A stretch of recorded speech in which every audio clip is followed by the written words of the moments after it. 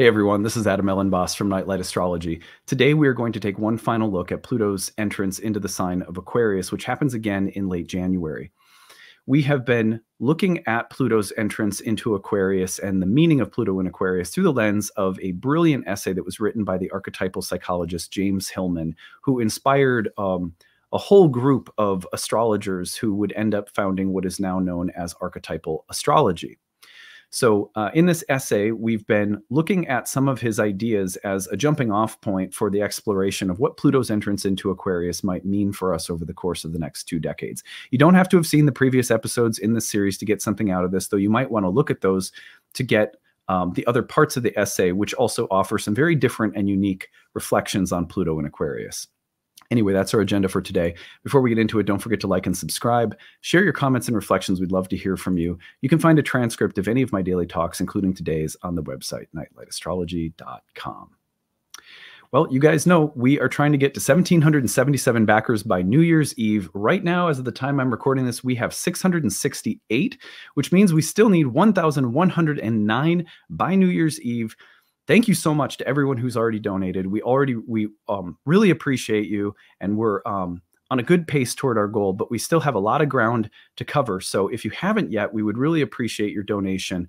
You can find the link to the Kickstarter pinned to the top of the comment section or in the description of this video. When you go over there and pledge, pick up a reward, pick up one of our talks, pick up a class pass. They're 50% off the normal rate when you use the Kickstarter. They go up to about 75 when you get a bundle of classes. They don't expire. You can use them anytime you want. You can transfer one to a friend. Very flexible. So we would really appreciate your support in helping us reach our goal. We have just about 12 days left, so we need a bunch of support still as we reach the finish line here. And I think we could do it. I really do, but we still have a ways to go, and every last donation helps us get there. So thank you so much. Okay, well, today I wanted to talk a little bit, since Pluto's entering Aquarius. I thought, it would be interesting, as I've been doing these little get to know yous. I want you to get to know me, the channel, and the values behind the channel that you're supporting through the Kickstarter. Today, I thought I would address the question, where do you see astrology going in the next decade? Well, here's where I see astrology going in the next decade. And what do I see as the role that Nightlight, a content creator like myself, and the school that that me and my staff run, what role do I see us playing in astrology's, let's say, story or its development in the next decade or two with Pluto in Aquarius? So anyway, the first thing that I believe is that there's going to be more public conversation, more popular assimilation, more attention. I see astrology on a similar trajectory to yoga and psychedelics as medicine, which are 2 other fields that I have been personally involved with and had my finger on the pulse of at different times. My participation in a variety of communities, Reality Sandwich, writing a book about ayahuasca, touring the country, being something of an advocate for psychedelic medicine for a long time. I watched it become more and more common and acceptable. And as that happens, of course, there's a lot of things that happen along the way. And yoga was very similar. When I first got into yoga studio management in the world of yoga and then owned a studio for 10 years, I watched it grow more and more popular. Now, it was already growing popular by the time I got into it, but with yoga, again, I watched it become more and more popularly understood and accessible and things like that. So anyway, as that happens, what naturally occurs is that where there's more interest, there's also more questions about the best representations. Like, there's more misconceptions that can come about. I believe that the intention or the goal of Nightlight and this channel is to be a heart-centered place in that development and in that sort of the developing popularity of astrology, that people can say, oh, I found astrology and I don't know, it seems kind of wacko. It seems very general. It seems sensationalist. It seems exaggerated. I'm not sure I believe it. The planets are causing everything to happen. I don't know. If someone recommends Nightlight and they come here, I think what they're going to find is an astrology that is not about sensationalism, that's grounded in an intellectual and open-minded intellectual and spiritual approach that's heart-centered. So that's what I hope we're doing here. And I hope that as astrology, I see astrology becoming more popular, more accepted, more utilized, that Nightlight can be a place that people go to that helps, maybe just gently guide the conversation from a heart-centered space, a space that counters some of the misconceptions that may naturally come up. And I also wouldn't be surprised to see, as something like astrology becomes more popular, there may be ways in which people want to make it more impersonal by using, I don't know, programming and artificial intelligence. And, the more popular something like astrology becomes, the more that it might be tempting to take the human element, the artful craft of the individual practitioner out, or to reduce its role because we can write a program that generates horoscopes. And I don't know. I also want Nightlight to be a place that emphasizes the personal, the artful, that astrology, practitioners of astrology have always been something like cosmic poets, cosmic poet philosophers, cosmic poet philosopher musicians with words and symbols and patterns. And I want Nightlight to be a place that represents astrology in this kind of artful, personal, heart-centered way. And wherever it goes, however the popularity of astrology develops, I just see our presence as being something that can be a contrast to anything that feels impersonal or sensational or mechanized, or, where any of those kinds of misconceptions about astrology comes up. My hope is that we'll be a place that will sort of counter that narrative. Anyway, I thought you guys might be interested to hear my thoughts about that. It's kind of general. I don't really know where it's all going, of course, but this is my sense. I had a similar sense and feeling and watched similar things happen with psychedelics as medicine, which are way more mainstream now. But of course, when things like this become more mainstream, there's problems that come along with it. And all I can hope for is that we will be contributing positively to the story that is developing with astrology in the collective. Anyway, we so appreciate your support for the Kickstarter. It is a deep honor for me to make this content and to think of it as something, as I'm making it, that can contribute positively to each of you as you're walking through your day, keeping an open heart because you feel like you have a closer connection to the cosmos around you. On that note, I hope you will enjoy this final installment of our exploration of Pluto's reentrance into Aquarius today, and we'll see you again soon. Bye. All right, let's go ahead and get into it. Today we are continuing our exploration of Pluto into the sign of Aquarius as we also finish up the essay by James Hillman that we've been looking at called Cosmology for Soul from Universe to Cosmos. So in this 4-part series, we started with an essay by James Hillman, a very brief one, and then we've taken the last 2 episodes to look at this essay, Cosmology for Soul, and we're wrapping that up today. We're using his essay as a starting point, a jumping off point from which to reflect upon Pluto's entrance into Aquarius, and especially some of the shadows that Pluto in Aquarius may bring. Why focus on the shadows? Because that's what Pluto tends to bring up, shadow. Pluto is Hades in Greek mythology, the ruler of the realm of shades and shadows. And so over time, as Pluto works its way through any sign, it often helps us to understand some of the shadows that come along with that sign. So it's a good time to reflect on that. That does not mean that we will only experience the shadow side of Aquarius, or that this series is covering all of the shadows of Aquarius. We're taking some specific angles, but there are many others. And all of that is just to say and qualify, there will be other ways of looking at Pluto in Aquarius, some more constructive, some more positive and hopeful. This has been a very critical look at some of the shadows of Pluto in Aquarius, but we have more room to grow in our understanding of this upcoming transit. And of course, we'll be doing so. There will be more to this series. In fact, I have a few other ideas about where we can go based on a few other very interesting passages from astrologers that I love and so forth. So just because I know that some people are probably waiting to take some different angles on Pluto in Aquarius, so know that we will. All right, that being said, shifting the universe is the last part of the essay. It is about a page longer than the other two sections, so bear with me, and then we'll offer some reflections on the end and maybe some final thoughts about this essay overall, and again, reflecting on Pluto in Aquarius. This is, by the way, comes from Philosophical Intimations, which is a collection of essays that were put together after James Hillman died in a series called the Uniform Editions, and they contain a lot of his shorter essays. He wrote a lot of books, but he also wrote a lot of essays. So this comes from that, in case you're interested in picking it up. It's filled with really great essays if you like this kind of reading. Some of you may not, and that's fine too. And as always, remember, this is for your consideration, not indoctrination, right? I don't agree with every last thing that just about anyone says, like who does? So use this to stir the pot alchemically, right? All right, anyway, here we go. Shifting the universe. We are appropriately tired now. Little wonder, for we have been shifting the universe. A straining task to imagine cosmology afresh and find language for this imagining.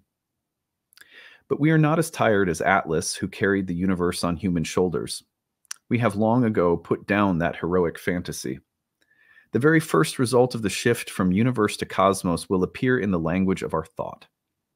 We no longer have to find articulations for the fantasy of an all-encompassing system to embrace the horizonless ocean called universe, in which float discrete islands of phenomena requiring complex explanatory connections.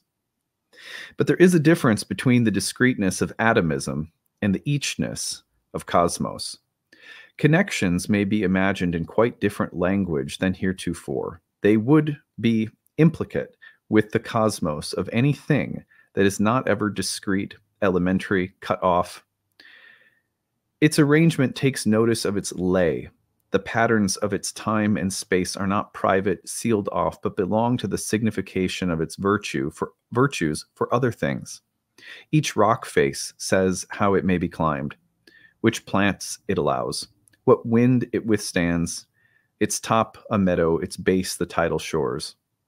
All cuts between these inherent connections are aesthetic, needed to envision form, giving a thing an edge. Borders there are, but contiguity and succession suggest literally isolated events wrapped into themselves, and singular isolation is not consequently necessary to borders. Every border implies its other side. Borders afford to their other side the display of an event's intelligibility. Else a thing could have no intrinsic cosmos, nor a face, remaining sheerly an external object to each other thing. Even this cosmology is not self-contained, but brings with it internal connections to other cosmologies, showing their reflections in its face. Cuts, yes, these are pragmatic, dialectic, aesthetic, but not literal. As there is no cut-off thing in here, so there is no separated other out there. And into the abyss it has itself created falls the subject-object relation, and no wholly other either that breaks through with revelational epiphanies into the interior castle of the unrelated individual requiring connections. No islands, no castles, no paranoia. The idea of cosmos spares philosophy so much of its efforts. The philosophical questions when and why and what for would no longer govern our inquiry. We would not greet the stranger, a newly met phenomenon, asking for its origin, its composition, the ground of its possibility, its usefulness, and how it fits into the overall scheme of things. Indeed, inquiry itself would be felt to be unbecoming, rude, perhaps shameful, and therefore so inappropriate to the idea of cosmos as to be self-defeating to the construction of a cosmology. Instead of inquiry, interest, respect, welcome, praise, even attachment. To greet each event with desire, wanting it to stay so as to give all the attention it claims. Is this love? And if this be love, then questions of connection dissolve in the actual attentiveness. Attachment is a stronger, more radical and disapproved term for Augustine's love, Kierkegaard's faith, Heidegger. Attachment remembers that the passions of the soul become central to the cosmological impulse, must have major place in cosmological construction, because passionate participation, called mixus and crasis by pre-Socratics and Stoics, projection by psychology, describes the actual world. Detached inquiry cannot suffice.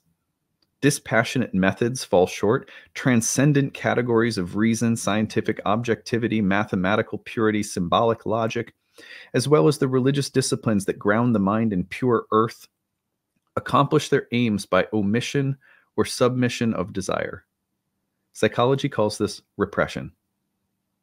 Yet the mind cannot entertain that which its methods prevent it from entering. Lift repression, and the cosmos appears as it is, untransformed, incomplete, unwholesome in its actual truth, beauty, and goodness.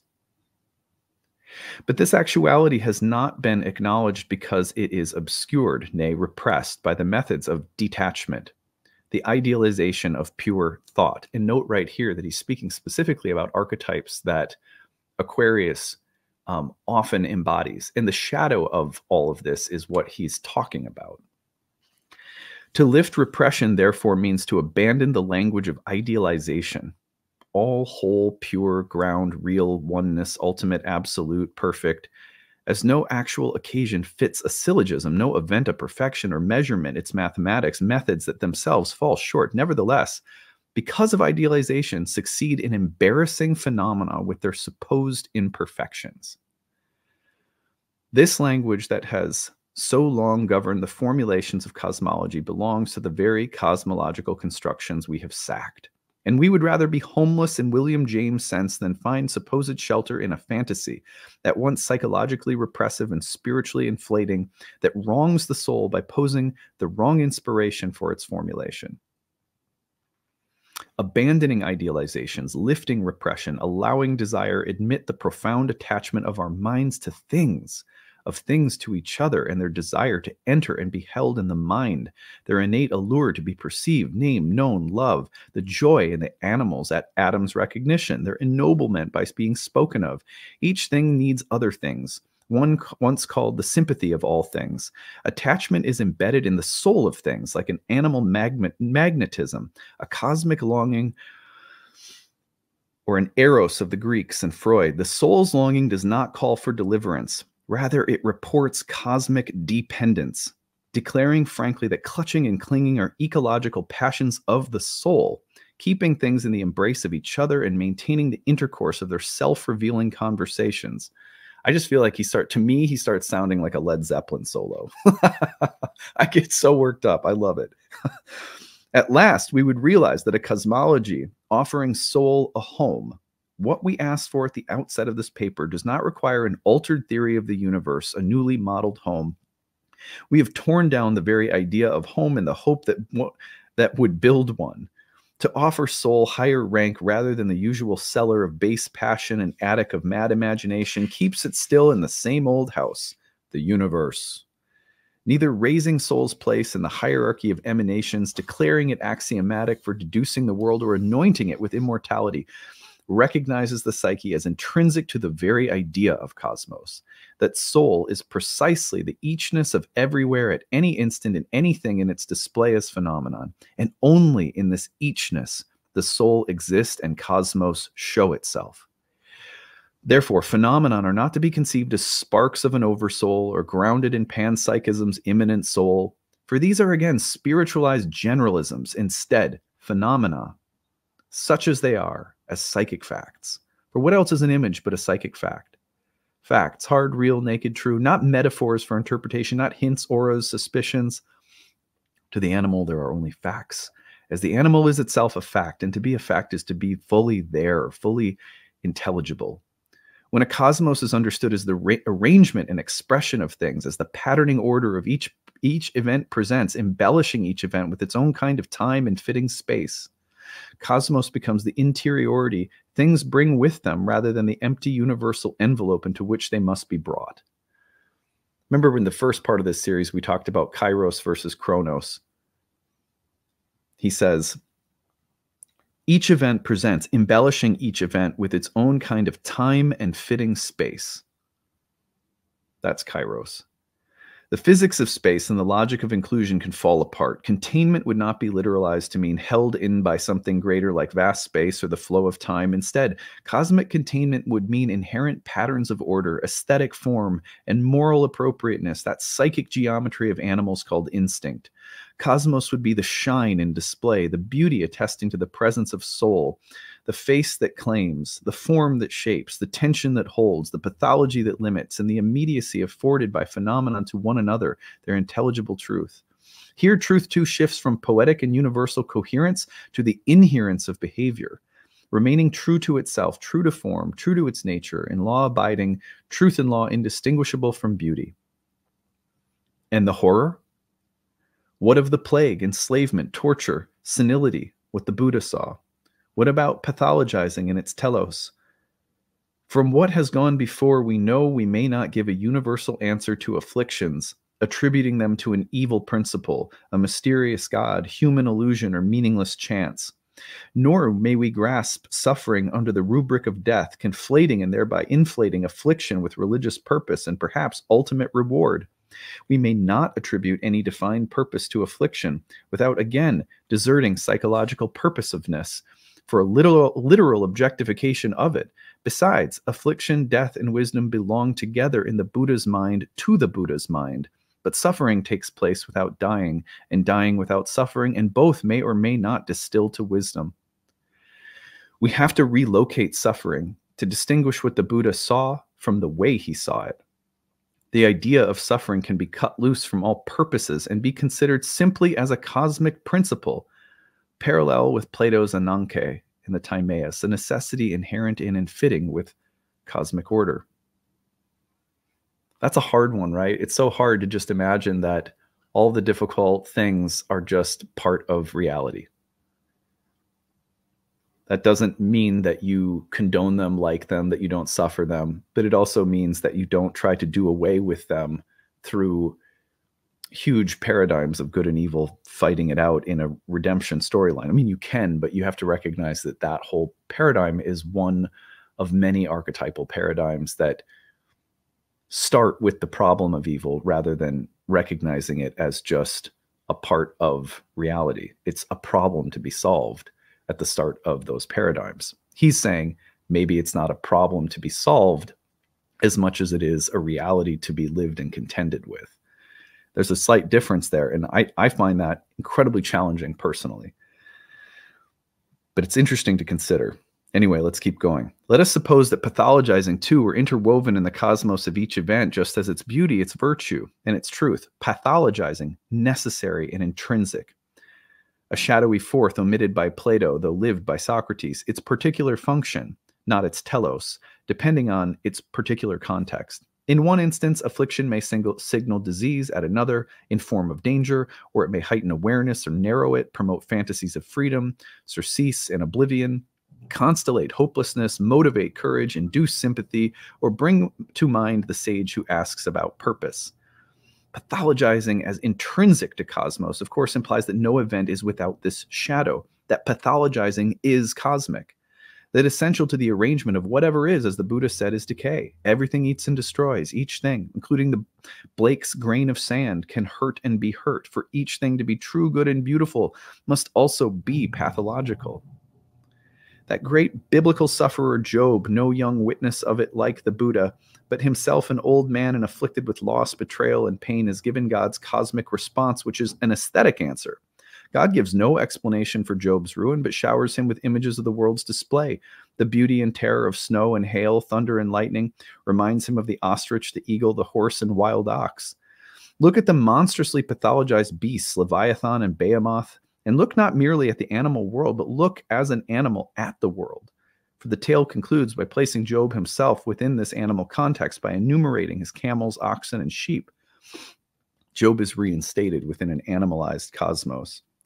Coherence all gone too. Things fall apart into themselves, each according to its kind. Noah saves the variety of animals, and Plato must mention at least a dozen. One vision may imagine a universe, but an appreciation of cosmos requires the very crowded arc of the teeming cosmological imagination. For after all, the cosmological impulse rises like an arc. It is a majestic response to the broad flood of living. Any cosmology is an imaginative act, a piece of rhetorical construction displaying the soul's delight in tales about itself, as well as the delight in the soul of things to be told into imagination. Cosmology tells the tallest of tales. It is mythos, logos, and poesis on the grand scale. Only like cures like, so the overvalued idea called cosmology must be met with embellishments. Ours has not been an attempt to understand nature, not an inquisitive search for lasting meaning or theological justification for any god, but rather an animal display. One, however, which is peculiar to the human animal, a display like the lyrebird's fanning feathers and the bowerbird's invitational dance, like any dressing for an occasion. The psyche tells cosmologies as one of its most gorgeous acts of imagination. A cosmology is a display in the art of thought, similar to the rainbow in the art of nature, to the wheeling night sky, to the parade of four-footed beasts. I personally love that essay so much because it shifts me out of, things that have been very common to me throughout my life in a religious upbringing, someone who's interested in mysticism, who's had what I would consider mystical experiences, especially through psychedelics. Those experiences tend to focus me on that universal, the ground of being, the spirit of which we are all a part, the oneness in which we all share, things like that, which at times I have to say, for myself, have drawn me out of isolation, have drawn me out of the ego and into a sense of unity, a sense of transcendence, which has drawn me out of the trappings of my, physical and material, conditionality. And I think there's a really important place for that. And please don't hear Hillman in the wrong way. He was someone who respected and was friends with mystics and theologians and philosophers who universalized. But he also wanted to stick up for immanence, going in the opposite direction. And in immanence, we don't, the idea is like, if you look through the archetypal lens of immanence, you're looking through the world like an animal. And from that standpoint, what does it mean to imagine the best possible world, which Aquarius is prone to do? What does it mean to imagine the best possible form of government, or the best possible policies or laws, the best cultural advancements, the best scientific revolutions, breakthroughs in medicine? What does it mean to advance our humanity? Well, from the immanent perspective, the soul perspective that Hillman provides us with, don't forget that all of these activities that the human is doing and often taking so literally is nothing more than, as human animals, it's akin to, the peacock fanning out its feathers. This is something we do. This is part of our nature. And it's interesting because Aquarius will so frequently provide us with this tension between our nature and the way we are, and an idea, an imaginal idea about how we should be, how we could be. The problem is that if we don't remember that all of this ideating and imagining of best possible worlds and best possible humanities and breakthroughs and so forth is still, in the end, from a kind of animal earthy perspective, it is us showing it's us creating our rainbows, just like the sky creates a rainbow. It's us showing our feathers or doing a dance, just like different animals have ways that they show themselves. It's an instinct in us as much as it is an instinct in other forms of life to imagine worlds, imagine ideas that can carry the species or the culture forward in some way. If we forget that perspective, that, in a sense, that this is a phenomenal cosmos that doesn't have to be advancing towards something, that doesn't have to go from, good to better or worst to best. If we can recognize that none of those things are in any way absolutely necessary, or everything's damned or screwed, then we can imagine those worlds and create them with a looseness, with a kind of freedom. Because otherwise, again, as we've said so many times throughout the series, the shadow is fanaticism. The shadow is dissociation from nature. The shadow is objectification of ourselves and nature, the world, the animal kingdom that we are part of. And the shadow is also hubris and weaponizing ideas and splitting. And so in the sign that presents us with some of the most beautiful and truly progressive ideals, and I mean that, truly progressive ideas in Aquarius that can take us forward into a better place. That's a real part of Aquarius. But it is at just that time when the shadow has to be recognized. And the shadow is that we are also perfect just the way we are. Because there is a kind of perfection that doesn't belong to the transcendent domain or the transcendent function, but it belongs, properly speaking, to the cosmos, to the animal world that simply displays itself, to the animal world that includes pathologizing, that includes destruction, that includes darkness. You can't condemn those things. And weirdly enough, progress is somehow ultimately, and all the great philosophical traditions teach us, Taoism, Indian philosophy, Western Hermeticism, that you have to be able to hold the tension of the opposites for a kind of evolution to take place. Speaking of animals, my puppy wants to go out. Hold on.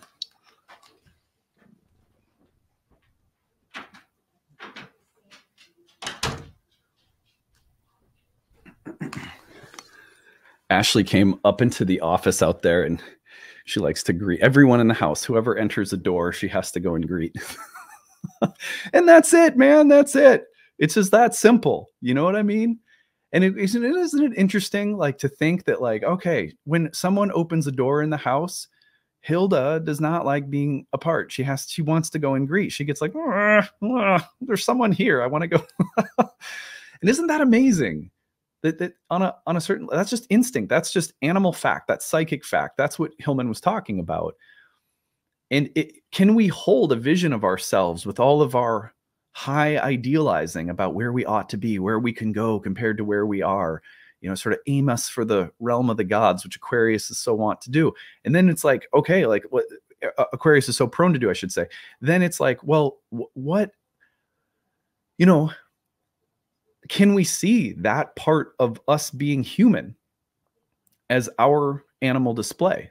We're so quick to think that everything about us is unnatural, or we're so quick in our ideas of progress to forget that we are natural and that everything is, that there is something called a cosmos that needs no fixing. It needs no human intervention. It needs no salvation. There's no damnation at stake. And in that realm, as Hillman was saying, it's not that you don't encounter what we might functionally call evil, darkness, shadow, pathology, but rather it's that as you encounter it, you're able to recognize it as a part of the fabric of the cosmos, that it has its place too. That doesn't mean that you think it's good. It's different to say something has a place than it is to moralize about its place.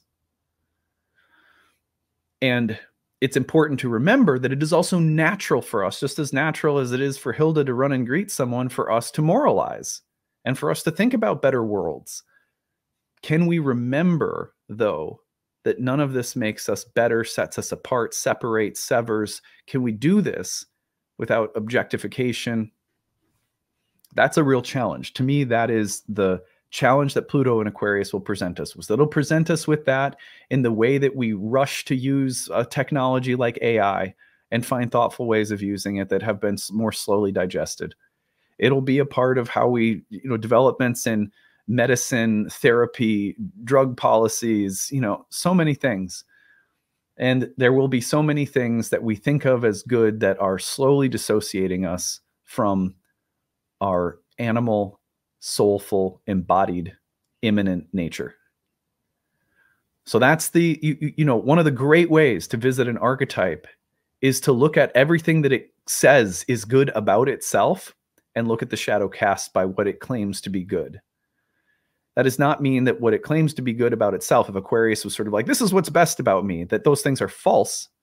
But the brighter we make proclamations about our goodness in this realm of interacting light and dark, the more that we can be sure that there is a shadow being cast. And the purpose of this series has really been to just move into the shadow.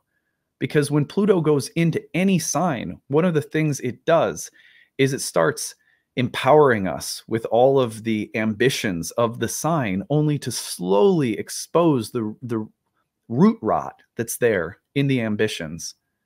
It can also slowly expose the shadows of what we call good. And it's very, very good at doing that. In Capricorn, it did that for a long time, right? We got to see the shadows of Capricorn for sure.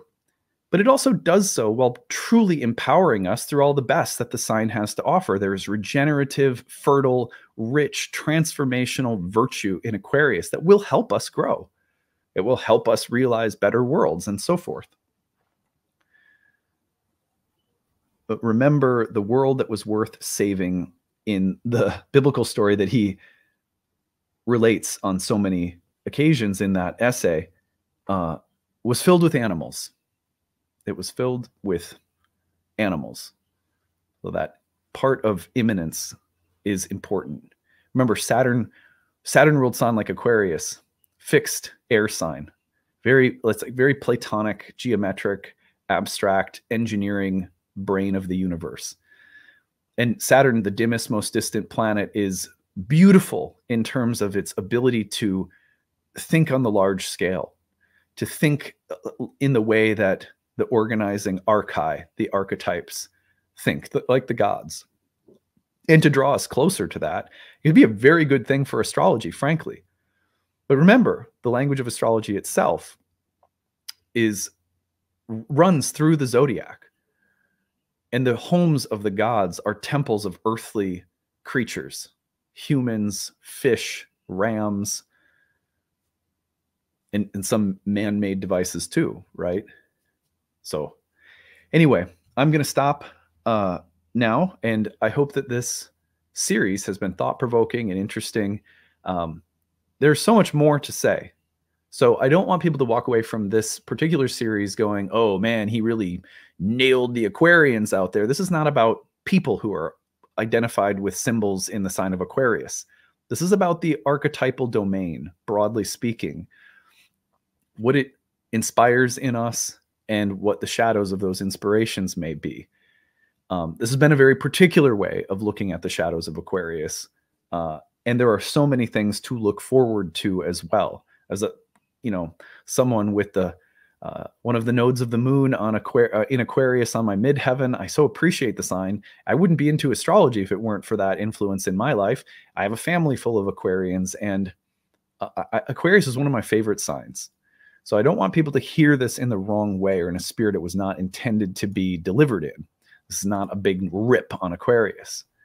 Any sign Pluto enters deserves this kind of treatment, and the treatment continues. So saying that again, because I want to make sure that people understand that when you work an archetype, you have to work it from many different angles. And it's really important to, especially for Pluto, again, to visit the shadow. So I hope you have found this interesting. I can hear Hilda standing outside my door wanting to come back to her comfy bed. So I'm going to go let her in. All right. Take it easy, everyone.